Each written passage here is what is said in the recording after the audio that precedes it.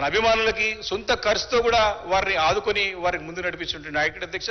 సరే గ్రామీణ వాతావరణం 2 లక్షల ఓటర్లు ఉంటే ప్రాతినిధ్యం వహించడం వేరు, కానీ ఇక్కడ 4 లక్షలు 5 లక్షల నియోజకవర్గాల్లో మరి అందరూ కూడా ఒక తాటిపై నడిపించడం అనేది చాలా కత్తి మీద సాము లాంటిది. అలాంటిది వారు నియోజకవర్గంలో జూబ్లీహిల్స్లో 3 సార్లు శాసనసభ్యుడిగా గెలవడమే కాకుండా ప్రజల మనసులో స్థానం సంపాదించుకున్న నాయకుడు మాగంటి గోపీనాథ్ గారి రోజు మా మధ్యలో లేరంటే మాకు చాలా అంటే చాలా బాధ అనిపిస్తుంది అధ్యక్ష.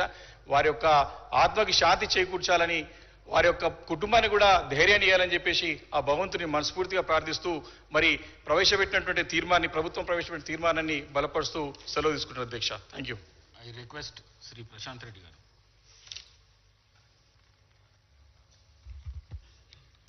అధ్యక్ష, ముఖ్యమంత్రి గారు ప్రవేశపెట్టినటువంటి సంతాప తీర్మానాన్ని బలపరుస్తూ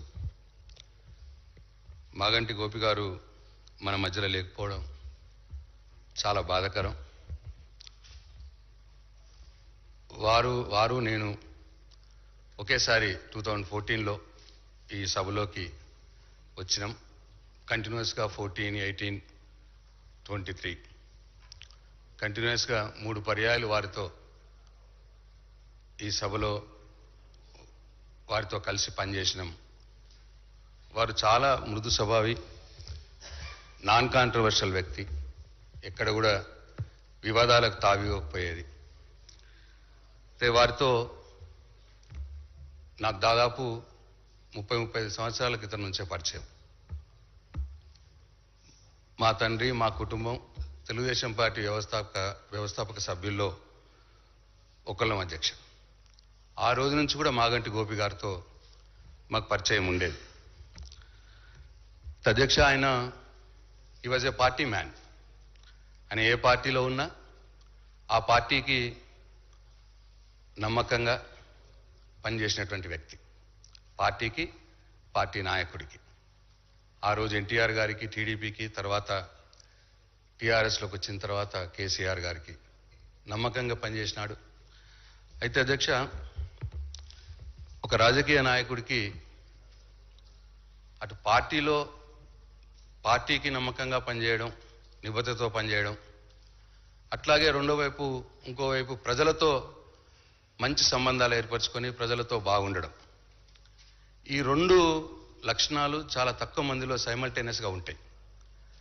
ఈ 2 లక్షణాలు ఉండడం అనేది చాలా అరుదుగా కనిపిస్తుంది. అరుదైనటువంటి వ్యక్తుల్లో మాగంటి గోపి గారు ఒకరని చెప్పి నేను భావిస్తా అధ్యక్ష. అంటే ఆయన కమిట్మెంట్ పార్టీకి, ఆ రోజు టీడీపీలో ఎన్టీ రామారావు గారు అధికారంలో ఉన్నప్పుడే కాదు, అధికారంలో లేనప్పుడు కూడా చాలా తక్కువ మంది ఎన్టీ రామారావు గారితో అంటి పెట్టుకున్న వ్యక్తుల్లో ఆయన ఒకడు అధ్యక్ష. ఆ రోజుల్లో మేము చూసేది, ఎన్టీ రామారావు గారికి అధికారం కోల్పోయిన తర్వాత కొన్ని రోజులు నాచారం స్టూడియోలో ఉండేది. చాలా దూరంగా ఉండేది హైదరాబాద్కి ఆ రోజుల్లో. చాలా తక్కువ మంది వెళ్ళేది అక్కడికి. కానీ మాగంటి గోపి గారు ఎవ్రీ డే వారితో పాటు కొంతమంది అన్యాయులతోటి అక్కడ ఉండేది అధ్యక్ష.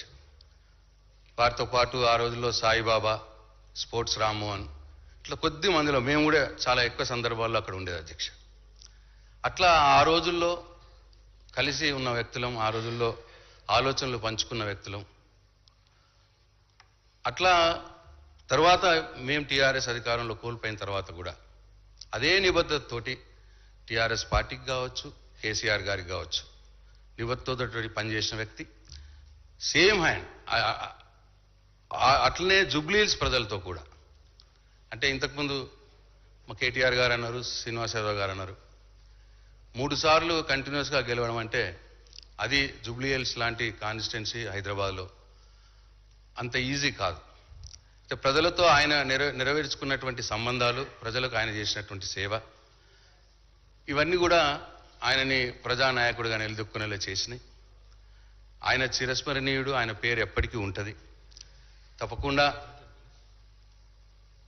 ఆయన లేని లోటుని ఆ కుటుంబానికి మా పార్టీ అండగా ఉండి ఆ నియోజకవర్గ ప్రజలకి, ఆయన కార్యకర్తలకి